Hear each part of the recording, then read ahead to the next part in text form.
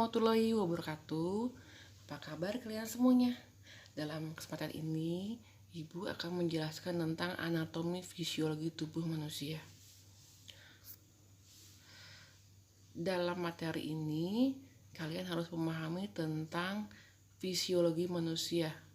Jadi sebelum kalian masuk tentang obat-obatan yang digunakan oleh tubuh untuk penyembuhan, kita harus tahu dulu fisiologi manusia atau itu seperti apa.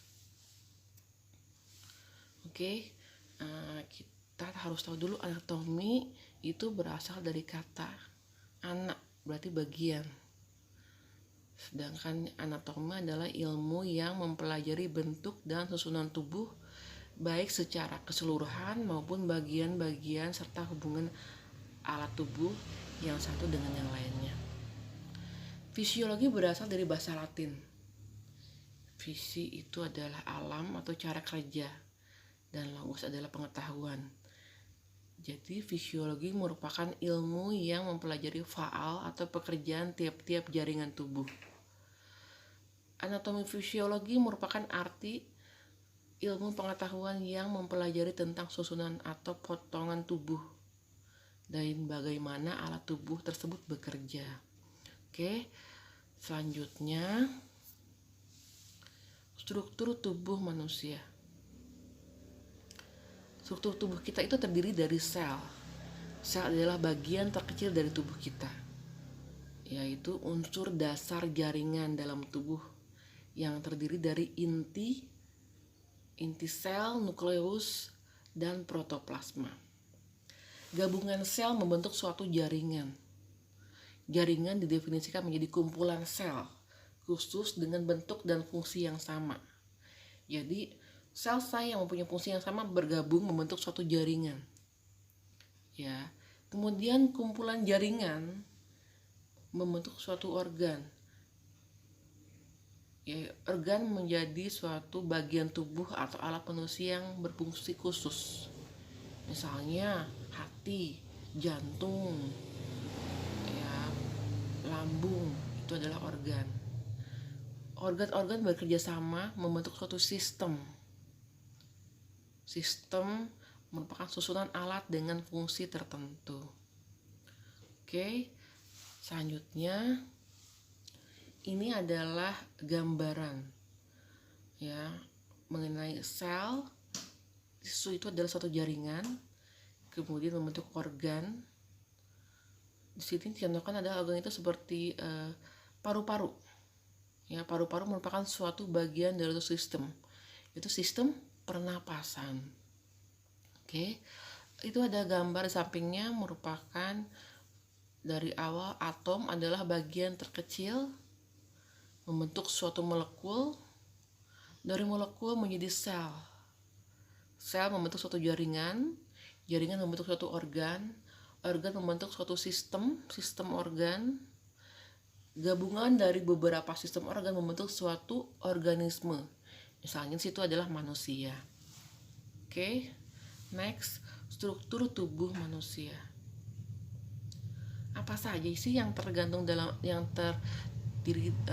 terdapat dalam tubuh manusia? Tubuh manusia terdapat beberapa sistem yang saling berhubungan sehingga membuat tubuh menjadi sehat. Kalau ada salah satu sistem sakit atau terganggu, manusia menjadi sakit seluruhnya. Ya, jadi semua jaringan, semua organ harus bekerja sama dengan baik agar manusia menjadi sehat. Organ dalam tubuh antara lain adalah jantung, paru-paru, otak, vaskuler, usus, liver, dan pankreas. Organ-organ ini merupakan organ yang sangat penting, vital. Jadi kalau salah satu ada yang rusak atau terganggu, otomatis manusia tersebut menjadi sakit.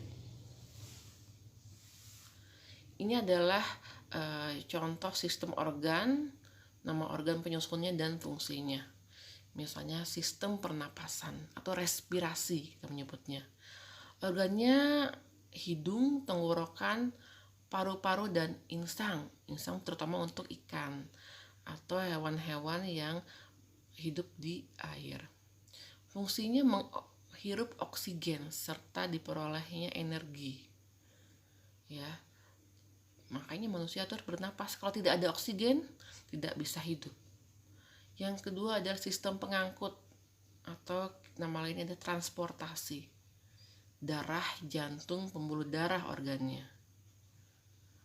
Bila ada salah satu organ yang sakit atau terganggu, maka sistem pengangkutan tidak dapat dilakukan. Salah satu sistem ada yang rusak, terganggu, maka seluruh organisme atau organisme tersebut menjadi sakit. Jadi semua sistem harus bekerja dengan baik agar menjadi sehat. Selanjutnya adalah sistem pengeluaran atau ekskresi kita menyebutnya.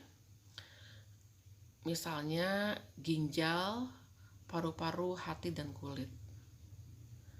Untuk mengeluarkan sisa-sisa zat yang sudah tidak terpakai lagi. Sistem gerak. Itu ada otot, tulang, sendi, dan rangka. Untuk menggerakkan tubuh.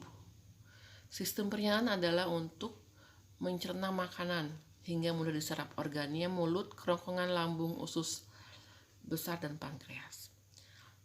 Selanjutnya adalah sistem hormon. Ya, kita membutuhkan hormon untuk tumbuh. Yang selanjutnya adalah sistem saraf, otak, sumsum tulang belakang, ya, atau merespon reaksi atau rangsangan. Jadi kalau ada masalah dengan sistem saraf, mungkin ada kaitannya dengan otaknya, ada mungkin gangguan, sumsum tulangnya, atau bagian-bagian tertentu atau organ tertentu yang mempengaruhi sistem saraf. Oke, demikianlah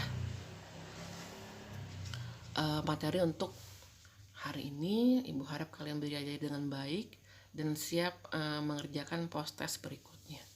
Wassalamualaikum warahmatullahi wabarakatuh.